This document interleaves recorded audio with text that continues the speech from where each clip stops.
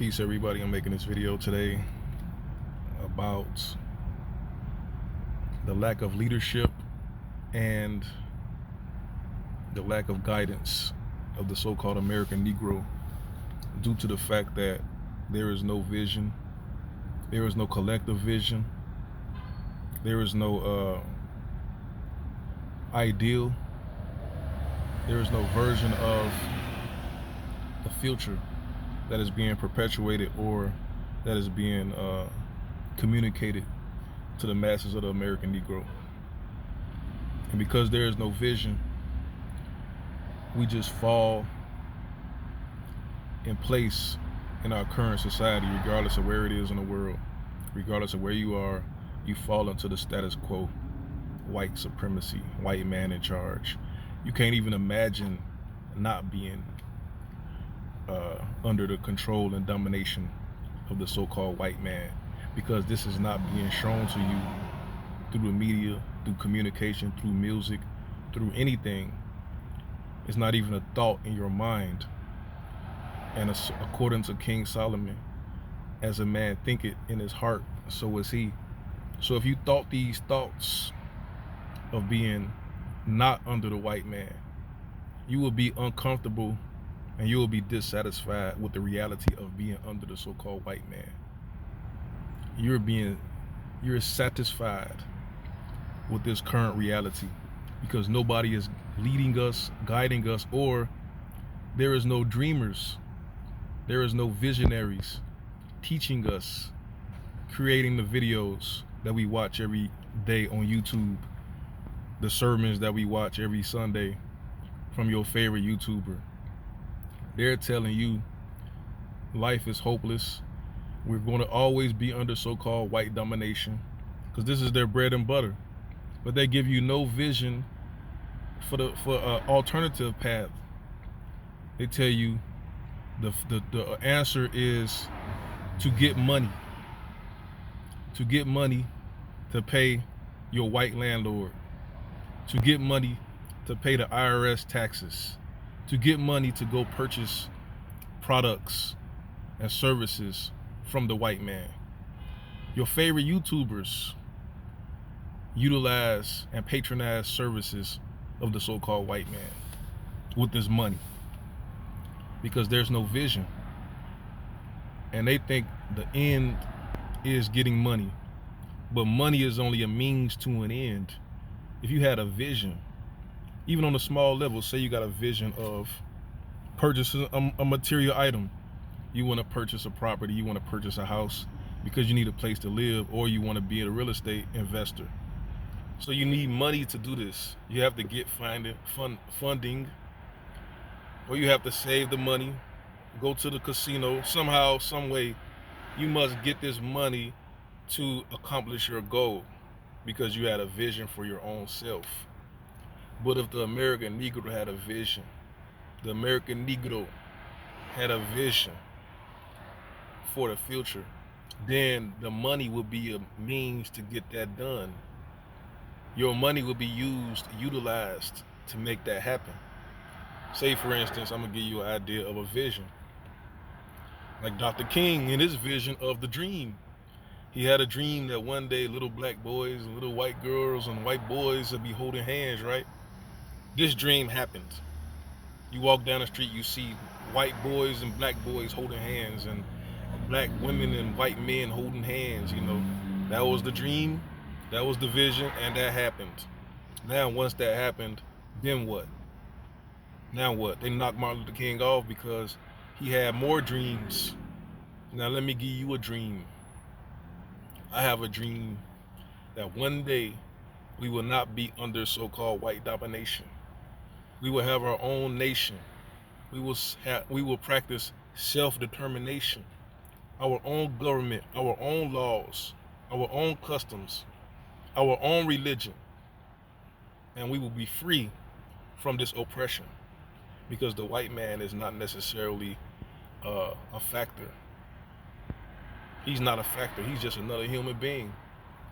We literally choose to be under the so-called white man because we have no other perception of life. We have no idea of an ideal black so-called nation.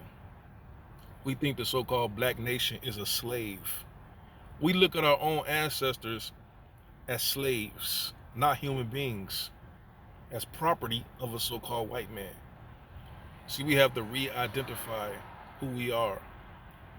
The two main objectives that the so-called American Negro, especially the so-called American Negro male, should have is to retrieve our identity and to acquire power. Because without power, nothing can happen. And to acquire power, that means you have the ability to affect the world around you at your will. Like Huey P. Newton said, power is the ability to define a phenomenon and make it act in your desired manner. Power. And then we need to get the research. We need to finance the research. We need to demand the documents to identify exactly what happened to our ancestors, because we are orphans. Our ancestors have been destroyed and erased, and our mind have been stripped. But we are who we are. We just don't know who we are.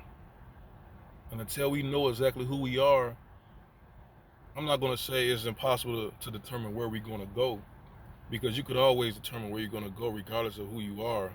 But you'll get a better idea of understanding what you're capable of if you know what your ancestors accomplished outside of what we accomplished in the United States, because we existed before we was in the United States.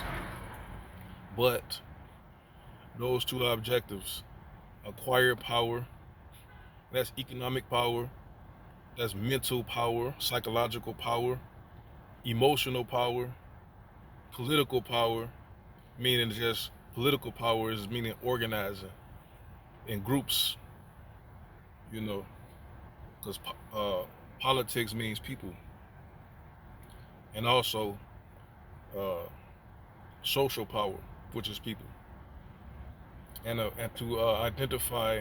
You got some people self-identifying, but we need the true identity of who we really are. But the vision should be consistent.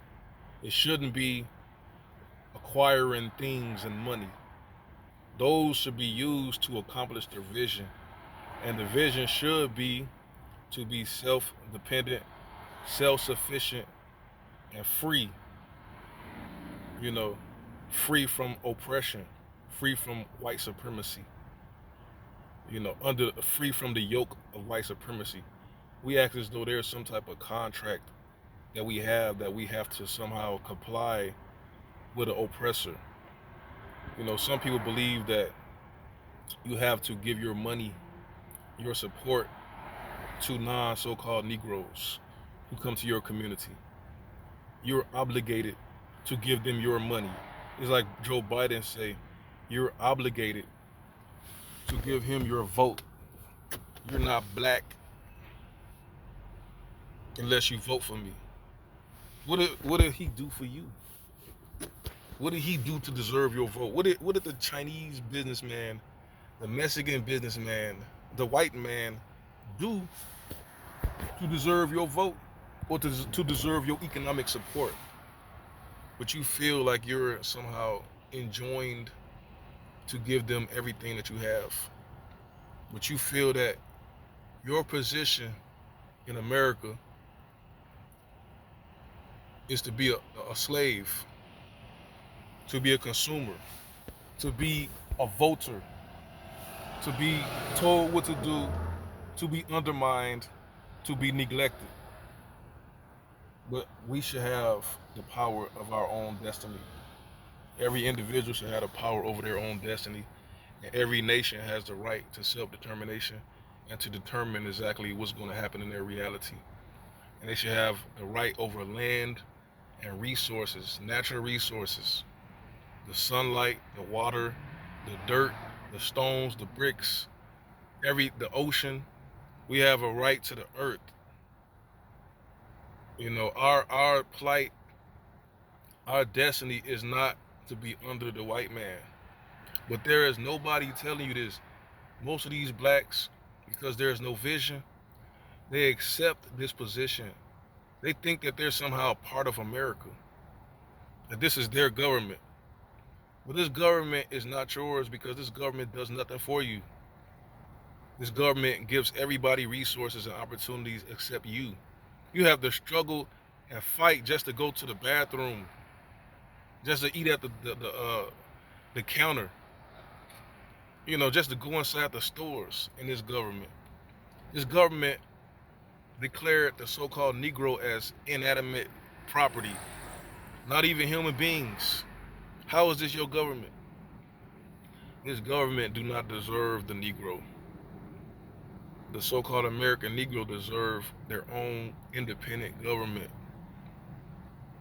We should not be paying taxes to this government. This government owes reparations.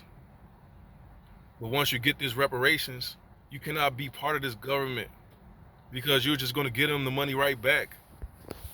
This happened after the War 1812, when the United States agreed to pay the American Indians reparations every year, and they will create festivals to get the money right back, to sell them products, to get the money right back. Separation must come with reparations. Separation must come with reparation, and an American Negro should be forced, just like during Jim Crow segregation. You should be forced to do something for yourself, to provide for your own needs. This should be mandated, because you would just go right back, like in the children of Israel in the book of Exodus. You would go right back to Egypt to be slaves because you say that's easy.